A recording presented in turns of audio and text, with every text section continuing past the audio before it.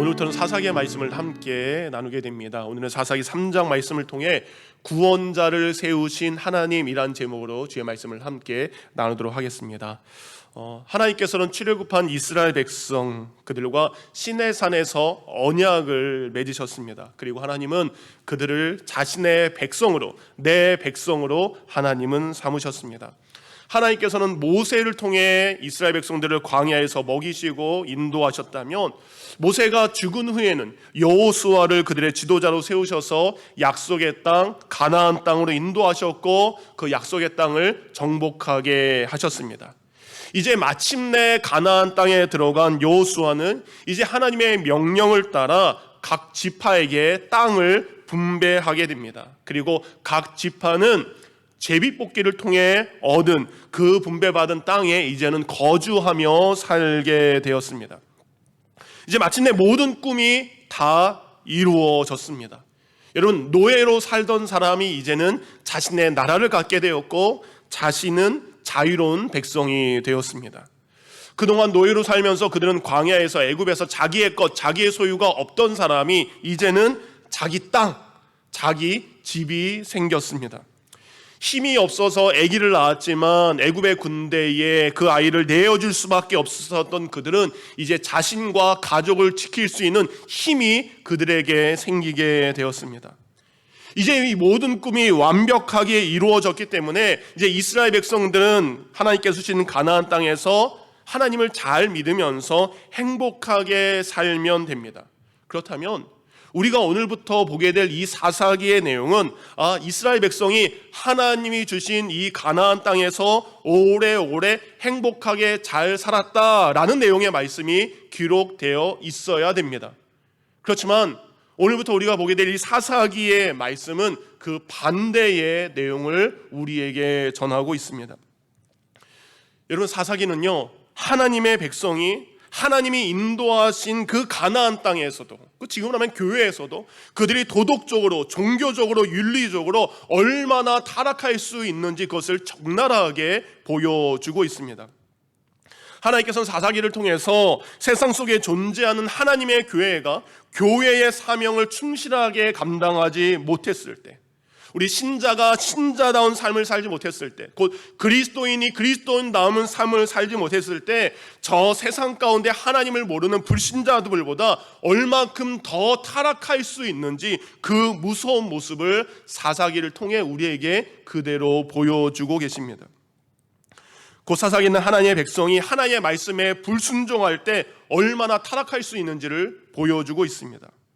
믿음의 공동체가 하나님 중심에서 이제는 사람 중심으로 바뀌었을 때 어떠한 비극이 그곳에서 일어나는지를 우리에게 보여주므로 이 시대 우리 교회와 우리 믿는 자들에게 경종을 울리는 하나님의 말씀이 되고 있습니다. 우리가 예수님의 십자가의 은혜로 구원받았습니다. 그리고 우리가 교회 공동체 안으로 들어오게 되었습니다.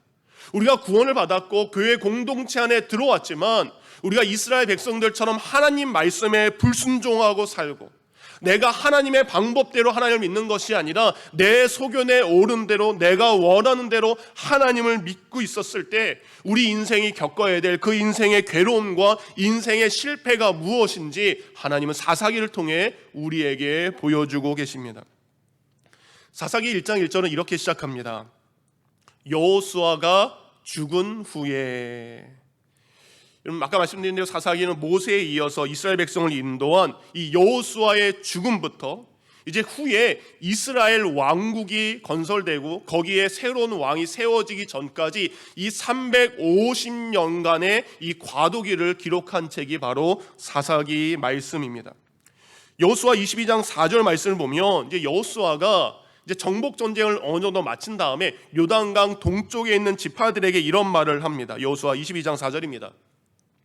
이제는 너희 하나님 여호와께서 이미 말씀하신 대로 너희 형제에게 안식을 주셨으니 그런즉 이제 너희는 여호와의 종 모세가 요단 저쪽에서 너희에게 준 소유주로 가서 너희 장막으로 돌아가라 라고 이야기합니다. 12지파가 함께 싸웠습니다. 그리고 어느 정도 끝났으니까 너희 요단강 동쪽에 있는 지파는 돌아가라 라고 이야기합니다. 근데 여호수아의 이 말을 보면 모든 정복 전쟁이 끝난 것 같지만 아직 가나안 정복 전쟁, 하나님의 나라는 완성되지 않았음을 우리는 성경을 통해 알 수 있습니다. 여전히 가나안을 이어가는 전쟁은 진행 중이었습니다. 우리가 그림을 하나 보도록 하겠습니다. 그림에서 색깔로 좀 구분이 되어 있습니다. 오렌지색과 녹색으로 되어 있는 전체 땅이 가나안 땅입니다. 이스라엘 백성들은 지금 가나안 땅에 들어와서 많은 땅을 점령한 것 같지만 실질적으로 그들이 차지한 땅은 오렌지색으로 되어 있는 부분만 그들이 차지한 땅입니다. 아직 가나안 원주민들이 차지하고 있는 녹색 땅이 너무나 많고요. 그리고 이 오렌지 땅 안에도 돌아보면 도시의 이름들이 중간중간에 있습니다. 그 도시는 아직 정복되지 않은 각 도시들이 남아있는 것을 알 수 있습니다. 그러니까 그동안은 여호수아라는 지도자의 지휘 아래 모든 지파가 협력해서 가나안 땅을 정복해 갔다면, 이제는 각 땅을 유업으로 받은 지파가 자기가 받은 그 땅에 남아있는 가나안 지파 사람들을 정복하는 것은 그 지파의 일로 남아있는 것을 알 수 있습니다. 그동안은 12지파가 함께 사명을 감당했다면 이제는 자신이 맡은 지역에서 그 사명을 감당해야 하는 것입니다. 곧 우리가 교회에서 함께 사역을 감당합니다. 여름성경학교, 수련회, 여러 가지 사역들을 함께 감당합니다. 그러나 그 사명도 있지만 우리가 집에 돌아가서, 우리가 일터에 돌아가서 감당해야 될 나의 사명이 따로 있다는 것을 우리는 잊지 않아야 됩니다.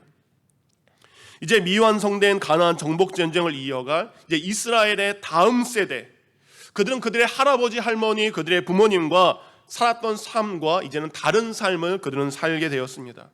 우리가 이민 왔잖아요, 미국에. 그래서 미국에 이민하면서 한국에서와 너무나 다른 삶을 살고 있는 것처럼 이제 40년의 광야 생활을 마치고 가나안 땅에 정착하게 된 이 이스라엘 백성들의 우리의 다음 세대, 그 다음 세대는 여러 가지 큰 변화를 겪어야만 했습니다. 그들이 겪어야 될 가장 큰 변화는 그들의 삶의 방식이 완전히 달라졌다라는 겁니다.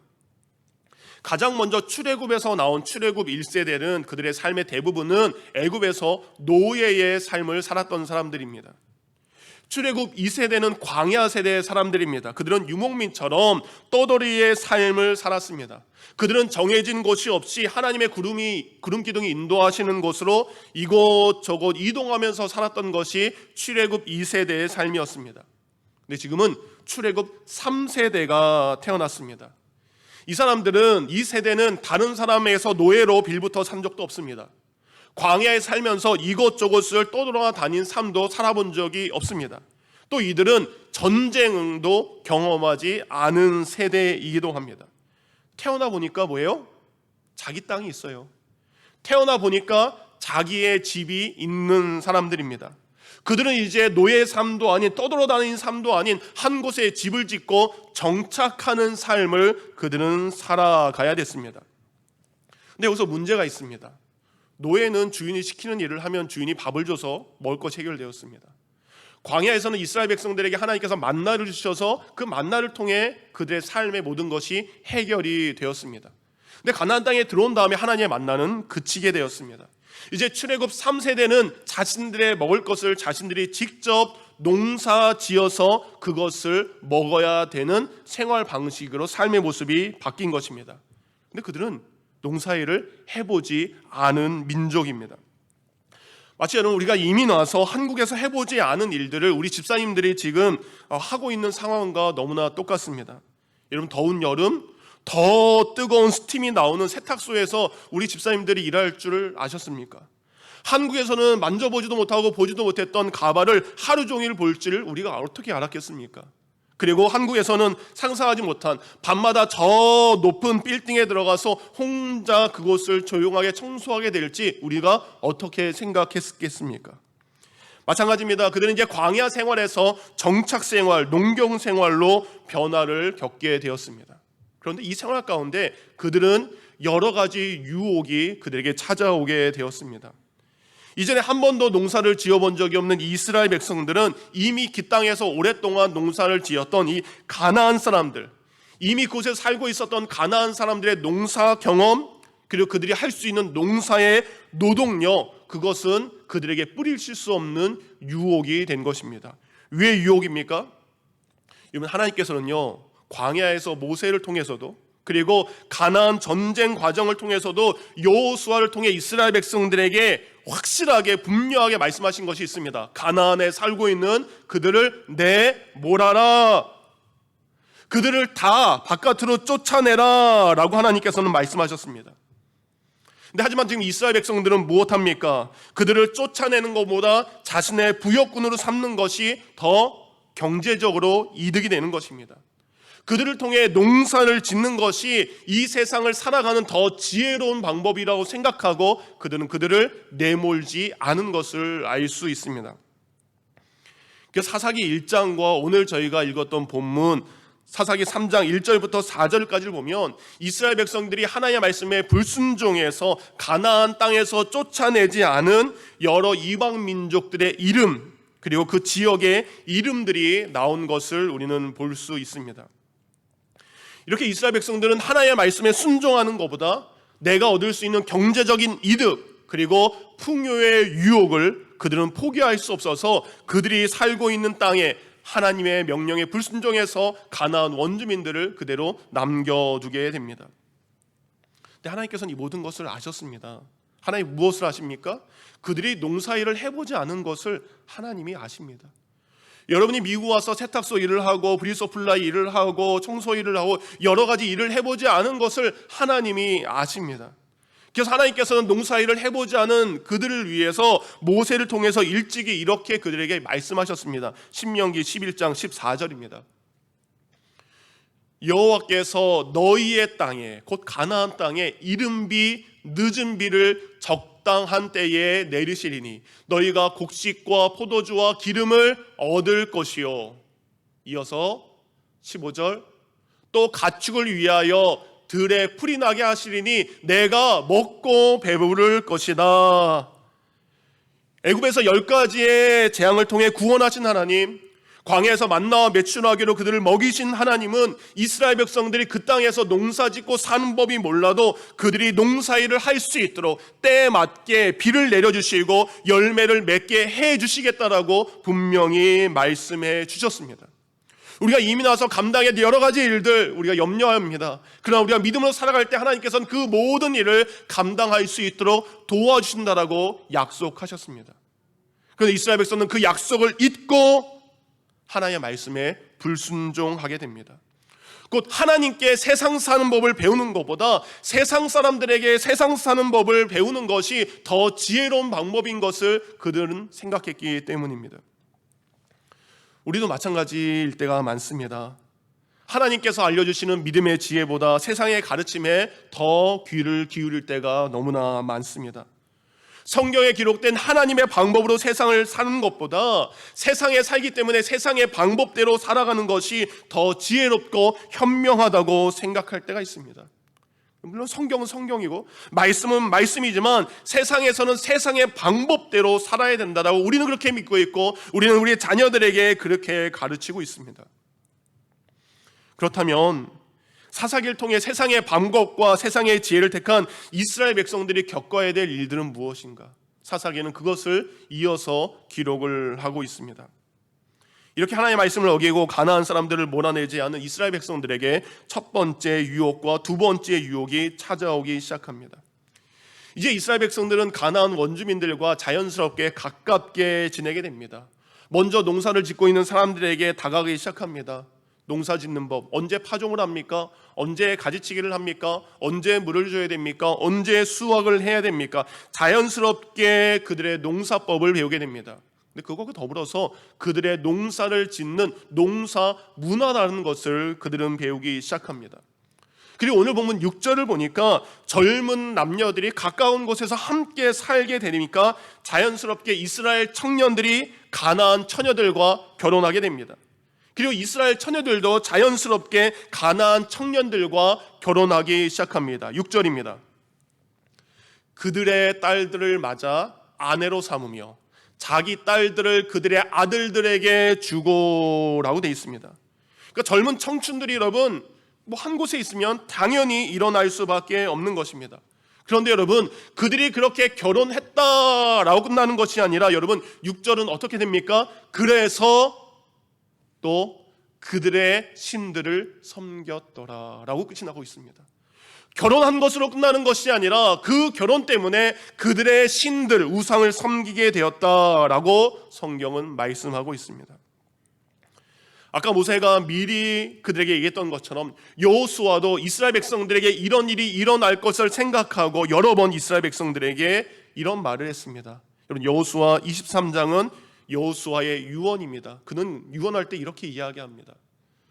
너희가 만일 돌아서서 하나님의 말씀에 순종하지 않고 돌아서서 너희 중에 남아있는 이 민족들을 가까이 하여 더불어 혼인하며 서로 왕래하면 확실히 알라. 그들이 너희에게 올무가 되며 덫이 되며 너희 옆구리에 채찍이 되며 너희의 눈에 가시가 되어서 너희가 마침내 너희 하나님 여호와께서 너희에게 주신 이 아름다운 땅에서 어떻게 되리라? 멸하게 되리라. 여호수아는 이야기합니다. 확실히 알아라. 너희들이 그들을 멸어내지 않으면 그들은 너희에게 올무가 되고 덫이 되고 채찍이 되고 가시가 될 것이다 라고 분명히 예언했습니다. 여러분, 이스라엘 백성들로 하여금 가나안 사람들과 결혼하게 하지 못한 이유가 무엇입니까? 가나안 사람들이 그동안 믿었던 우상을 섬김을 통해 이스라엘 백성들이 하나님의 심판을 받을 수밖에 없는 일이 생기기 때문입니다. 여러분, 모세와 여호수아는 이스라엘 백성들이 시내산에서 하나님 대신 금송아지를 만들어서 절한 것 때문에 얼마나 무서운 심판을 받았는지 그들은 알고 있었던 사람들입니다. 하나님의 진노가 얼마나 무서운지 그들은 알고 있었던 사람입니다. 그래서 우상을 섬기지 말라. 그래서 그들과 결혼하면 그들의 우상을 섬길 수밖에 없기 때문에 우상 숭배를 위한 결혼을 하지 말라고 신신당부를 한 것입니다. 근데 그 우려가 현실이 되기 시작합니다. 여러분, 언젠가부터 열심히 농사일을 하고 있는 이스라엘 남자들이요, 시간만 되면 어디를 찾아가기 시작합니다. 틈만 나면 농사를 하는 이 사람들이 어디론가 향하게 됩니다. 때로는 여러분, 가나안 여인을 아내로 맞은 남편은 이제 가나안 아내에 이끌림 받아 어디론가 함께 가게 됩니다. 반대로 가나안 남자를 신랑으로 맞은 아내들은 남편의 손에 이끌려서 어디론가 가게 됩니다. 함께 그것을 따라가 보니까 그것은 가나안 원주민들이 농사를 지으면서 섬기고 있던 이 바알과 아세라라는 우상의 신전인 것을 보게 됩니다. 이스라엘 백성들은 그동안 그 전에 경험하지 못했던 놀라운 충격적인 예배를 바알과 아세라 신전에서 경험하게 됩니다. 여러분, 이스라엘 백성들 그들이 하나님께 예배하는 예배법은 동물을 가져와서 그 동물을 자기 대신 희생시켜서 하나님 앞에 예배를 드린 것이 그들의 방식이었습니다. 그들은 동물을 가지고 와서 하나님 앞에 자신의 모든 죄와 모든 것을 그에게 전가시키고 직접 그의 손으로 짐승을 죽여야 됐습니다. 그리고 그 짐승을 각을 뜨는 거 뭡니까? 다리를 자르고 목을 자르고 그 모든 것을 직접 자르는 희생의 제사, 헌신의 제사가 하나님께서 요구하신 제사의 모습이었습니다. 그런데 그들이 본 바알과 아세라의 제사는요, 힘들지 않습니다. 여러분, 어렵지 않습니다. 오히려 자신을 희생시키는 것이 아니라 자기 자신을 만족시키는 제사가 바로 그 안에 있었던 것을 그들은 보게 됩니다. 당신들이 일이 섬겼던 이 바알과 아세라 신은 농사를 주관하는 남자신과 여자신입니다. 이 두 신이 사람들처럼 성관계를 맺습니다. 그러면 이 남자신과 여자신이 성관계를 맺어서 그 순간 하늘에서 비가 내리는 것이고 그 비가 생명을 자라게 한다라는 것을 그들은 믿고 있었습니다. 그래서 바알과 아세라의 우상법은 뭡니까? 농사를 짓는 남자나 여자가 바알과 아세라 신전에 찾아갑니다. 그럼 그곳에 상주하고 있는 여자 사제가 있었고 남자 사제가 있었습니다. 그리고 그들과 성관계를 맺는 것입니다. 남자 농사를 짓는 사람이 여자 사제와 관계를 맺는 것입니다. 그러면 자기 땅에 비가 내리고 그곳에 열매를 맺게 된다라는 것이 그들의 제사법이었습니다. 이러니 이스라엘 백성들은 그들을 애굽에서 인도해낸 하나님을 찾아가서 어렵게 희생과 헌신의 예배를 드리기보다 자신의 쾌락을 만족시키는 그 제사를 찾아가기 시작했다라는 겁니다. 근데 이것은 가나안 남자, 가나안 여자와 결혼한 사람만 찾아간 것이 아닙니다. 이방인과 결혼하지 않은 사람들도 그것을 보게 됩니다.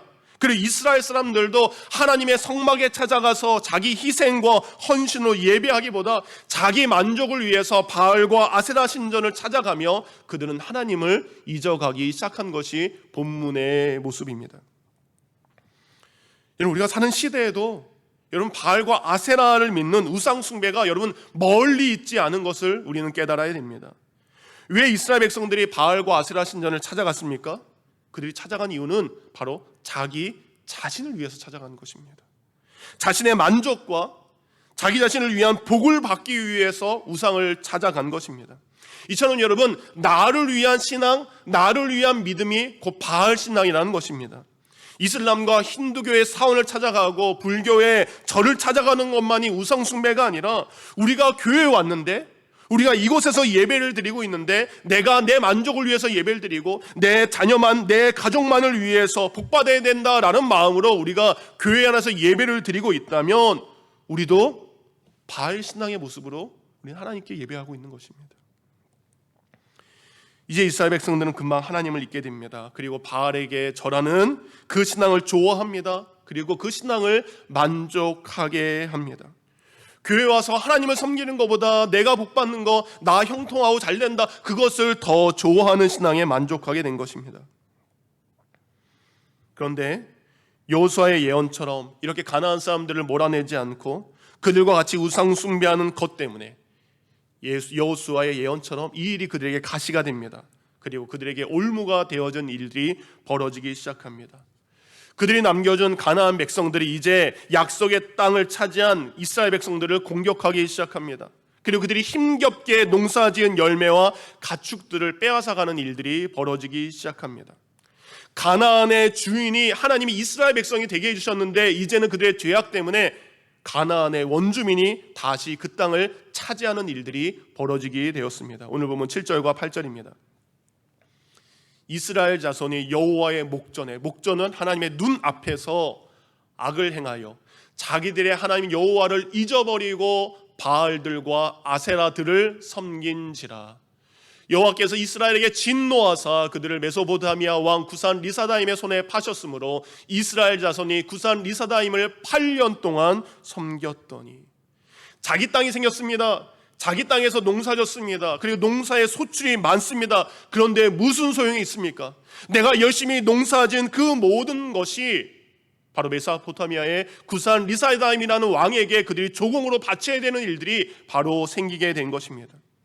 그리고 나를 위한 신앙의 결과가 하나님의 진노와 더불어서 그들의 인생이 행복한 것이 아니라 그들의 인생에 괴로움이 더했다라는 말씀이 나옵니다. 사사기 2장 15절입니다. 함께 있습니다. 시작. 그들이 어디로 가든지 여호와의 손이 그들에게 재앙을 내리시니 곧 여호와께서 말씀하신 것과 같고 여호와께서 그들에게 맹세하신 것과 같아서 그들의 괴로움이 심하였더라. 그들의 인생의 괴로움이 심하였더라. 이스라엘 백성들은 내가 농사가 잘 되고 바울에게 경배하면, 내가 부유하면 인생의 모든 문제가 해결되고 나는 행복할 줄 알았습니다. 그런데 그들은 불행하게 되었습니다. 그들은 인생의 괴로움이 날로 더해져 가는 것을 우리는 성경을 통해 볼 수 있습니다. 괴로운 그들이 하는 것은 무엇입니까? 이어서 나온 사사기 3장 9절입니다. 이스라엘 자손이 여호와께 부르짖으매. 지금 이스라엘 백성들이 하나님을 향해 부르짖고 있습니다. 여러분, 부르짖는다는 것은 무엇을 의미합니까? 그들 안에 고통이 있다라는 것입니다. 그들 안에 탄식이 있다라는 것입니다. 고통과 탄식이 있기 때문에 그들은 부르짖고 있습니다. 근데 여러분, 이스라엘 백성이 하나님께 부르짖었다라는 이 말씀 여러분 어디서 들어본 적 있는 말씀 아닙니까? 출애굽기 2장 23절입니다. 이스라엘 자손은 고된 노동으로 말미암아 탄식하며 부르짖으니. 이스라엘 백성들이 애굽에서 종으로 살 때 그들은 고된 삶 때문에 탄식하며 하나님께 부르짖었습니다. 곧 이전에 그들의 조상이 애굽에서 고통 가운데 힘들어서 부르짖는 그 일이 하나님의 약속의 땅 안에 있는 그들에게 있었던 것입니다. 내가 하나님을 모르고 부르짖었던 그 삶이 하나님을 믿는 지금 우리의 삶에도 우상 숭배한 것 때문에, 불순종한 것 때문에 부르짖는 삶이 생기게 된 것입니다. 여러분, 누구 때문에 이렇게 탄식하는 일이 생기게 된 것입니까? 여러분, 사사기는요 분명히 말하고 있습니다. 내 욕심 때문에, 내 교만 때문에, 내가 내 생각대로 행해서 내가 스스로 옳은 일을 따랐기 때문에 우리가 탄식하며 울부짖는 일이 생겼다라고 성경은 분명히 말씀을 하고 있습니다. 여러분, 이런 사사기의 내용 때문에 어떤 사람들은 사사기를 실패의 책이라고 이야기합니다. 이스라엘 백성들의 실패가 가득 담긴 실패와 절망의 책이라고 어떤 이들은 이야기합니다. 하지만 아닙니다. 여러분, 사사기는요 이스라엘 백성들이 하나님을 떠나 이렇게 타락하고 이렇게 여전히 죄를 지었음에도 불구하고 그들을 여전히 버리지 않고 그들을 기다리시는 하나님의 사랑을 기록한 은혜의 책임을 우리는 잊지 않아야 됩니다. 출애굽기 2장 23절에 이스라엘 백성들이 고욕 가운데 하나님 앞에 울부짖었을 때 하나님이 그들의 기도를 상달 들으셨던 것처럼 그들이 범죄함으로 하나님 앞에 부르짖는 그 부르짖음의 소리를 하나님께서는 외면하지 않고 또다시 그들의 부르짖음에 길이 참으시는 하나님이 응답하신 것을 우리는 사사기를 통해 알 수 있습니다. 사사기 3장 9절입니다. 이스라엘 자손이 여호와께 부르짖음에 여호와께서 이스라엘 자손을 위하여 한 구원자를 세워 그들을 구원하게 하시니 그는 곧 갈렙의 아우 그나스의 아들 온니엘이니라. 우리 자신의 잘못으로 찾아온 고통과 좌절 앞에 여러분 우리가 의지하고 부르짖어야 될 분은 하나님밖에 없는 줄을 믿으시기 바랍니다. 하나님께서는 이스라엘 백성의 그 부르짖음을 들으시고 그들이 겪고 있는 그 고통 가운데 그들을 구원하기 위해서 그들을 구원할 사사들 그 가운데 세워주셨습니다. 여러분, 사사기의 가장 큰 특징은요 5가지의 패턴이 7번 계속적으로 반복되는 것을 알 수 있습니다. 먼저 알고 있는 것처럼 여러분이 이스라엘 백성들이 하나님 앞에 우상을 섬기는 악을 행하게 됩니다. 그러면 그 결과로 하나님께서는 그들을 바른 길로 인도하기 위해서 그들이 남겨진 이방 민족을 일으켜서 가나안 이스라엘 백성들을 심판하십니다. 하나님의 심판 앞에 이스라엘 백성들이 너무 힘드니까 뭐예요? 방금 했던 것처럼 하나님 앞에 도와달라고 기도합니다. 그럼 하나님은 그들의 기도를 들으시고 그들을 구원할 사사를 세워주십니다.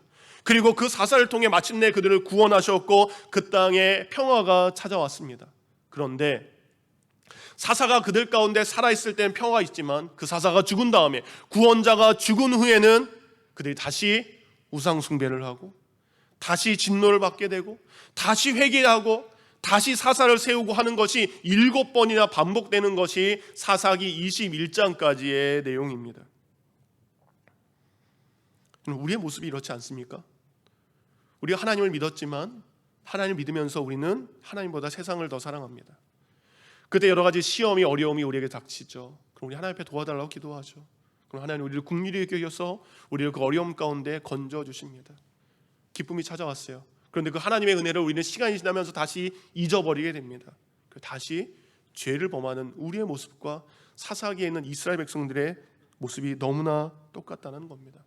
정말 우리가 사사기를 보면 정말 지긋지긋하게 계속해서 하나님의 말씀을 안 듣는 이스라엘을 보면서 정말 대단하다라는 생각이 듭니다. 근데 더 놀라운 것은 그런 그들을 끝까지 포기하지 않고 끊임없이 사사를 보내 그들을 구원하신 하나님의 더 큰 사랑에 우리는 놀랄 수밖에 없다라는 겁니다. 오늘 본문 9절과 11절을 보면 하나님께서 첫 번째 사사 온니엘을 세우십니다. 그리고 그를 통해 8년 동안이나 이스라엘 백성을 괴롭혔던 이 메소포타미아 구산 리사다임 왕에서 그들을 구원하신 것을 알 수 있습니다. 오늘 하나님께서 첫 번째 사사로 세우신 이 온니엘은 여러분 지금 이스라엘 백성들이 살고 있는 그 땅에서 조금 떨어진 남부 지역에서 사랑하는 아내와 자녀들과 행복하게 아무 문제 없이 살던 사람이었습니다. 여러분, 온니엘의 이름의 뜻은 하나님은 힘이시다, 하나님은 전진하신다라는 뜻입니다. 엘은 하나님이고 온니는 힘과 전진을 상징합니다. 그 첫 번째 사사 온니엘은 하나님은 힘이시다라는 하나님께서 자신에게 주신 이름을 성취한 사사가 되는 겁니다. 사사기 1장을 보면 믿음의 사람 갈렙의 말에 순종해서 그는 가장 어려운 전투에 참여하게 됩니다. 그리고 승리의 대가로 갈렙의 딸 악사를 아내로 맞이하게 되고요. 그 승리의 대가로 남부에 있는 부엘세바와 2개의 샘물을 받게 됩니다. 그곳에서 행복하게 살았습니다. 하지만 하나님의 영이 어느 날 그에게 임했을 때 그는 자신의 평안했던 삶을 내려놓고 계속해서 고통받고 있는 이스라엘 백성들을 위한 사사의 사명을 그는 감당하게 됩니다. 하나님의 성령이 감동이 그에게 왔지만 여러분 온니엘이 싸워야 될 이 메소포타미아는 여러분 세계 4대 문명을 발생했던 가장 강력한 나라 중에 하나입니다. 그 큰 나라가 저 작은 나라를 다스릴 수 있습니다. 그러나 아무리 큰 나라라 할지라도 세상에 힘과 권력이 있다 할지라도 하나님 앞에는 그것이 문제가 되지 않음을 온니엘은 보여주고 있습니다. 하나님의 영이 감당된, 하나님의 영이 충만한 온니엘은 메소포타미아의 전쟁 가운데 나가서 그에게서 승리하고 평화를 찾아오게 됩니다. 우리는 첫 번째 사사였던 이 온니엘을 통해서 지금까지 볼 수 없었던 이스라엘 백성들에게 볼 수 없었던 순종과 자기 희생의 모습을 우리는 볼 수 있습니다. 여러분 이스라엘 백성들은요 자신을 위해서 하나님을 버렸습니다. 그러나 온니엘은 하나님의 백성을 위해 자신의 삶을 내려놓은 사람이었습니다. 이스라엘 백성들은 하나님의 말씀을 알면서도 불순종했지만 온니엘은 하나님의 말씀에 순종해서 전쟁 속으로 뛰어들었습니다. 내 아내와 내 자녀들 다시 볼 수 없음에도 불구하고 하나님의 부르심에 그는 순종했다라는 겁니다. 우리는 이렇게 자신의 삶을 희생하고 하나님의 말씀에 순종했던 이스라엘의 첫 번째 사사 온니엘의 모습을 통해 우리는 예수님의 모습을 볼 수 있습니다. 하나님 나라의 영광스러운 자리를 내려놓고 우리를 위해서 이 땅에 내려오신 예수님, 이스라엘 백성들을 구원하기 위해서 하나님의 말씀에 순종해서 십자가에 달려 돌아가신 예수님의 모습을 우리는 사사 온니엘의 모습을 통해 볼 수 있다라는 겁니다. 성경 우리에게 무엇을 말합니까? 우리가 우리를 위해서 살면, 내가 나를 위해 살면 죽는 것입니다. 그러나 내가 죽고 내가 남을 위해서 살면, 내가 하나님을 위해 살면 하나님 우리를 살게 한다는 진리를 우리는 사사기를 통해 볼 수 있습니다. 내 생각을 버리고 하나님의 말씀에 순종할 때에 우리는 구원의 은혜를 경험하게 됩니다. 이제 우리 안수입사 후보들 투표가 있게 됩니다. 우리 후보들은 내가 나를 위해 안수입사를 하는 것이 아니라 하나님과 교회 성도들을 위해서 이 일을 감당해야 되는 마음으로 이 일을 진행해야 됩니다. 내 뜻으로 교회를 이끌어가는 것이 아니라 하나님의 말씀의 뜻대로 교회를 섬기는 마음으로 이 일을 감당해야 될 줄 믿습니다. 잠시 뒤 여러분은 소중한 한 표를 여러분께서 하실 것입니다. 여러분 이 투표도 마찬가지입니다. 내 소견에 옳은 대로 사람을 세우는 세상 투표가 아닙니다. 교회에서 투표하는 것은 하나님께 기도한 후에 하나님께서 원하시는 일꾼에 우리가 순종해서 믿음의 사람들을 뽑는 것이 바로 교회의 투표의 과정입니다. 말씀을 마치면서 사사기의 가장 중요한 성경 구절, 맨 마지막에 있는 사사기 21장 25절 말씀을 여러분에게 읽어드립니다. 그때 이스라엘에 왕이 없으므로 사람이 각기 자기의 소견에 옳은 대로 행하였더라. 교회가 그렇게 타락하는 것, 하나님의 백성들이 이렇게 타락하는 것, 믿는 사람들이 이렇게 타락하는 것은 무엇입니까? 하나님의 뜻이, 하나님의 말씀이 아니라 자기 소견에 옳은 대로 행했기 때문에. 현대인의 성경은 이렇게 이야기합니다. 이 당시에는 이스라엘 왕이 없으므로 사람마다 자기 생각에 옳은 대로 하였다라고 되어 있습니다. 우리말 성경입니다. 그 당시 이스라엘은 왕이 없어서 모두가 자기 마음대로 행동했다라고 이야기합니다. 세번역 이렇게 이야기합니다. 그때 이스라엘의 왕이 없으므로 사람은 저마다 자기 뜻에 맞는 대로 하였다라고 이야기합니다. 근데 여러분 진짜 그때 왕이 없었을까요? 그들에게 언제나 그들의 왕이 되신 하나님은 그들과 가까이 계셨습니다. 그들과 함께 하신 왕이신 여호와 하나님을 잊어버리고 자신이 왕이었기에 이런 일들이 일어나게 된 것입니다. 자기가 자기 스스로의 왕이 되었기에 자기 옳은대로, 자기 생각대로, 자기 뜻대로 행했기에 그들은 온갖 실패와 고난과 역경을 겪게 된 것입니다. 사랑하는 성도님들, 하나님은 지금도 우리 곁에 계시는 줄 믿으시기 바랍니다. 그는 지금도 우리의 왕이시고 우리에게 말씀하신 하나님이심을 잊지 마시기 바랍니다.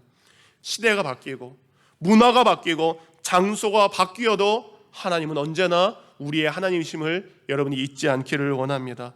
그 하나님을 믿는 믿음으로 오늘도 살아가는 저와 여러분이 되기를 주님의 이름으로 축원드립니다.